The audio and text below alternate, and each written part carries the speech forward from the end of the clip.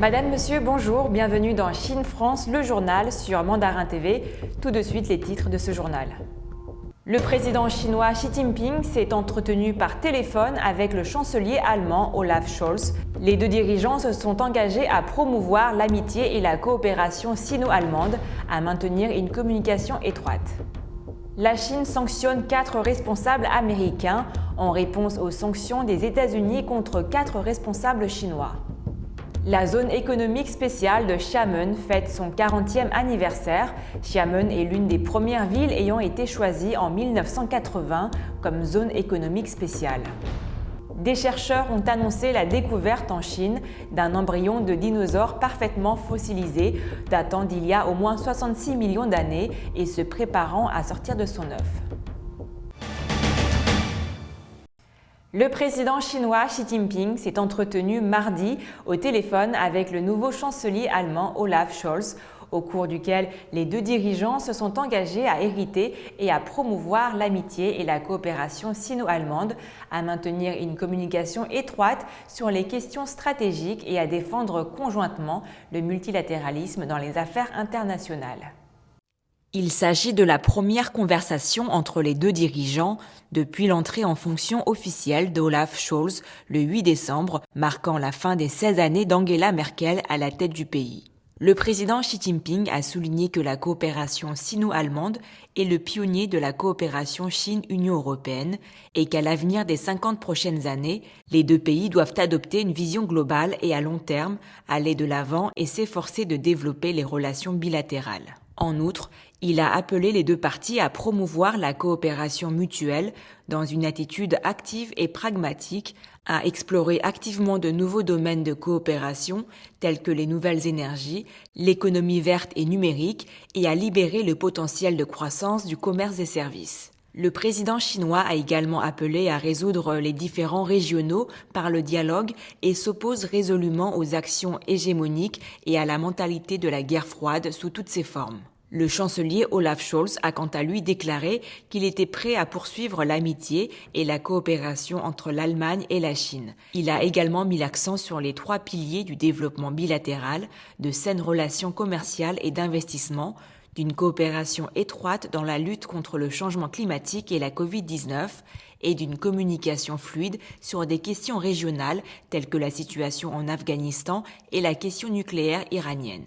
L'Allemagne veut profiter du 50e anniversaire de l'établissement des relations diplomatiques l'année prochaine pour organiser un nouveau cycle de consultations fructueuses entre les deux gouvernements, renforçant ainsi la coopération pratique dans les domaines de l'énergie propre, de l'économie numérique et des services, a déclaré le chancelier. Il a ajouté que l'Allemagne espérait que l'accord d'investissement Union européenne-Chine serait mis en œuvre plus tôt et que l'Allemagne était disposée à coopérer avec la Chine pour défendre conjointement le multilatéralisme dans les affaires internationales. La Chine a annoncé mardi 21 décembre des sanctions contre 4 responsables américains après les sanctions imposées par les États-Unis à 4 responsables chinois pour violation présumée des droits de l'homme dans la région autonome ouïghour du Xinjiang. La ville de Xiamen célèbre le 40e anniversaire de la création d'une zone économique spéciale dans la ville. C'est l'une des premières villes ayant été choisie en 1980 comme zone économique spéciale. Au cours des 40 dernières années, cette ville au bord de l'océan est devenue une plaque tournante commerciale cruciale en Chine. Cela fait 40 ans que Xiamen est devenue une zone économique spéciale. D'énormes changements ont eu lieu ici, alors que cette ville côtière s'efforce d'être à l'avant-garde de la réforme et de l'ouverture de la Chine.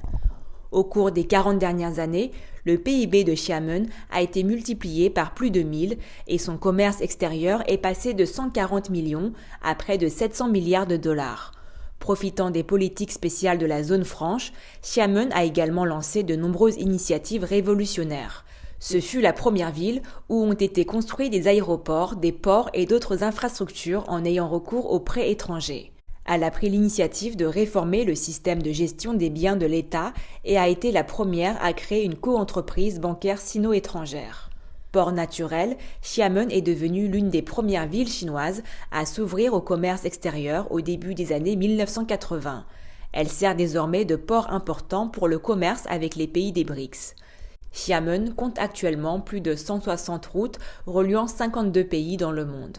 En 2020, le port de Xiamen était classé 14e au monde en termes de débit de conteneurs.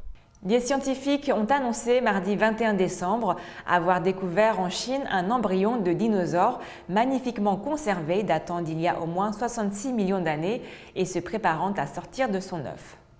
C'est une découverte historique. À Guangzhou, en Chine, des scientifiques ont mis la main sur un embryon de dinosaure daté entre 72 et 66 millions d'années. Ce fossile d'Oviraptorosaure, ces dinosaures à plumes ayant vécu en Asie et en Amérique du Nord, a été nommé par les chercheurs Baby Yingliang.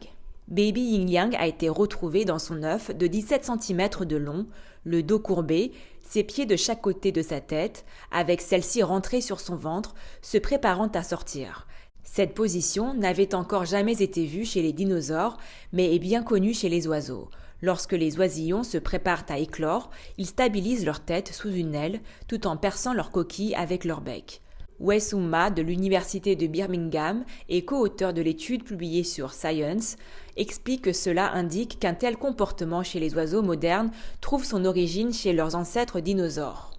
Marionneau a ouvert sa 3e boutique en Chine. Pour cela, l'enseigne a noué un partenariat avec A.S. Watson's, groupe qui appartient à C.K. Hutchinson, également maison mère de Marionneau. Marionneau commence à se développer en Chine via des crossover stores avec Watson, l'entreprise de drugstore d'A.S. Watson. Les deux sociétés se connaissent bien car elles appartiennent toutes les deux à la holding C.K. Hutchinson. La 3e boutique Marionneau X Watson a ouvert fin novembre 2021 dans le centre commercial Shopping Paradise à Xi'an. Les deux autres sont situées à Shanghai et à Wuhan. Les boutiques aux couleurs de Marionneau proposent en particulier des marques de parfums et de maquillage de luxe. Un vieux pont de 480 ans, détruit par des inondations dans la province de Lanhui, dans l'est de la Chine, sera bientôt rouvert après plus d'1 mois de travaux, ont annoncé les autorités locales. Les travaux de réparation, qui ont commencé le 13 novembre, ont été achevés et inspectés mardi 21 décembre. Le pont Zhonghai, construit pendant la dynastie Ming, était un site de protection des reliques culturelles de niveau national à Huanshan. Il a été détruit lors d'une forte tempête de pluie le 7 juillet. Les opérations de sauvetage ont commencé le 12 août et ont duré 19 jours. Plus de 4500 mètres cubes de matériaux provenant de la structure accidentée ont été récupérés, ouvrant la voie aux travaux de réparation. Ce pont de 131 mètres et de 7 arches a été initialement construit en 1536 et a été réparé plusieurs fois sous la dynastie Qing après avoir été endommagé par des inondations. C'est la fin de votre journal, merci à tous de l'avoir suivi. Pour vous abonner à la chaîne YouTube, il vous suffit de cliquer sur s'abonner en bas à droite de la vidéo. Pensez également à liker ou à partager la vidéo. Très belle journée ou très belle soirée à tous.